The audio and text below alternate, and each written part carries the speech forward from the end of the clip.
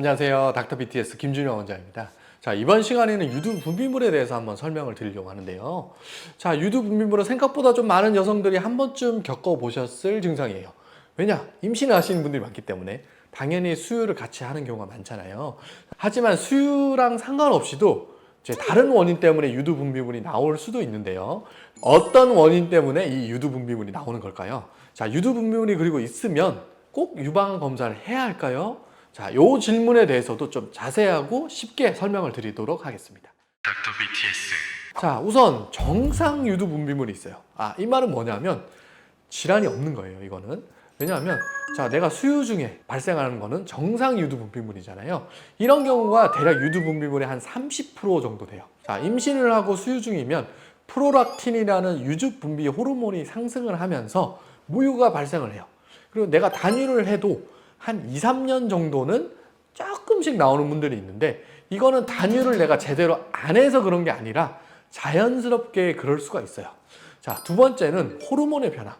자, 수유 중이 아니더라도 배란기거나 아니면 생리 전후로 호르몬의 변화가 생기면서 유즙이 아주 조금씩 나올 수도 있어요. 이게 중요한 게 뭐냐면 이런 분비물의 특징을 꼭 잘 아셔야 되는데, 자, 네 가지 포인트가 가장 중요하거든요. 분비물의 색깔, 그리고 유관에서 몇 개의 구멍, 즉 유두에서 몇 개의 유관에서 나오냐, 그리고 양쪽 또는 한쪽 유방에서 나오냐, 자연스럽게 분비물이 나오는 건지 아니면 내가 꼭 짜야지만 나오는 건지, 이런 네 가지 양상을 꼭 잘 기억하셔서 요거를 같이 체크를 해보셔야 돼요.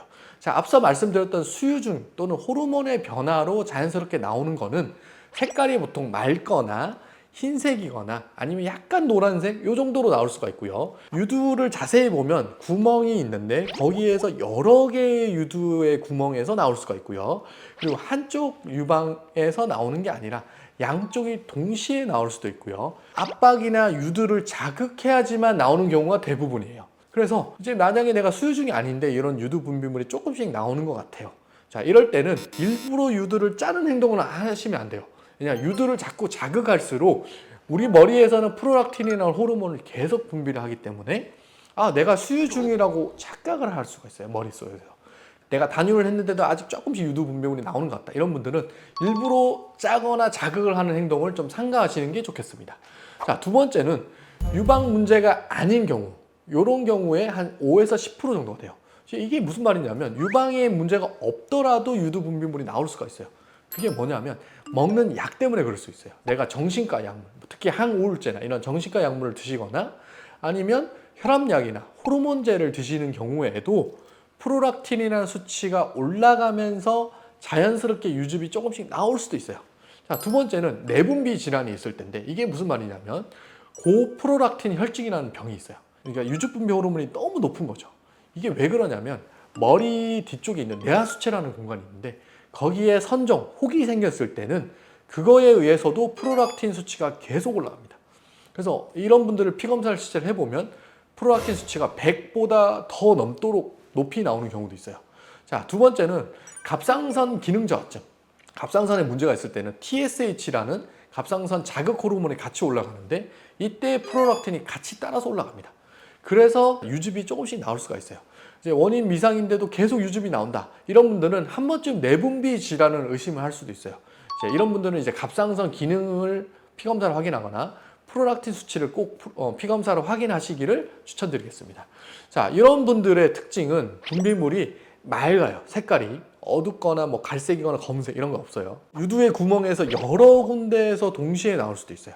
그리고 유방에서 한쪽에서 나올 수도 있지만 양쪽에서 나오는 경우가 대부분이고, 특히 프로락틴 수치가 굉장히 높은 분들은 내가 짜지 않아도 줄줄줄줄 그냥 나오는 경우가 굉장히 많아요. 세 번째는 유방의 질환인데 암이 아닌 질환 때문에도 나오는 분비물이 있어요.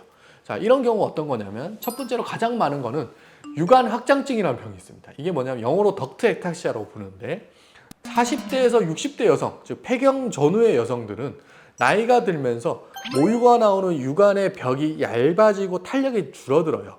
자, 그러면 확장이 되면서 그 안에 분비물이 고이게 돼요. 그 고인 분비물이 염증을 유발할 수가 있는데, 염증이 생기면 앞으로 나오는 길이 아닌 반대쪽 길이 막힐 수가 있어요. 그러면 위쪽으로 밖에 나올 수가 없으니까 유두 쪽으로 분비물이 생길 수가 있겠죠. 자, 이런 분비물의 특징은 색깔이 맑은 색이 아니라 녹색, 검은색, 갈색이 좀 더 많은데 빨갛게 나오는 혈성 분비물은 잘 없어요. 자, 흡연을 하신 분들이 사실 조금 더 많고요. 그리고 구멍은 여러 개의 구멍에서 조금 더 나오는 경우가 많고요. 초음파를 저희가 봤을 때는 양쪽 유방에 동일하게 보이는 경우도 되게 많아요. 대부분의 이런 이제 유관 확장증 때문에 나는 유즙은 좀 짜야지 나오는 경우가 많아요. 자연스럽게 나오지는 않아요. 자, 치료는 어떻게 하냐면 치료를 안 해도 좋아져요. 자연스럽게 좋아질 수도 있지만 너무 불편한 분들은 따뜻하게 하는 온찜질을 하시거나 흡연하신 분들은 금연을 하시고요. 아니면 통증을 해서 염증이 좀 있는 경우에는 항생제를 같이 드실 수도 있고요. 너무 심하다 이런 분들은 수술을 해서 유관 자체를 아예 잘라버리는 경우도 있어요. 다음은 두 번째로 많이 생기는 게 유두종이에요. 유관 내에 생기는 이제 혹인데 유두에 생기는 혹은 아니에요. 유두 모양으로 생기고요. 유두종은 이제 자기가 직접 빨간 분비물, 혈성 분비물, 붉은 분비물을 유발해요. 그리고 보통은 한쪽 유방에만 생겨요. 유두종이 동시에 생기는 경우는 그렇게 흔하지 않거든요. 그래서 한쪽 유방에 한쪽 유관, 구멍 하나에서만 빨간 분비물이 생기는 경우가 많아요. 그래서 추후에 이제 이런 유두종은 암으로 변할 수도 있기 때문에 저희가 뭐 절개 수술을 하시던지 아니면 만모통으로 제거를 많이 추천드리고요. 약 80에서 90%의 이런 분비물은 정상적인 분비물이거나 아니면 유방암이랑 연관이 없는 유두 분비물이라고 생각하시면 좋겠습니다. 자, 그러면 마지막으로 이제 한 10% 정도는 이 유두 분비물이 유방암이랑 연관이 있어요.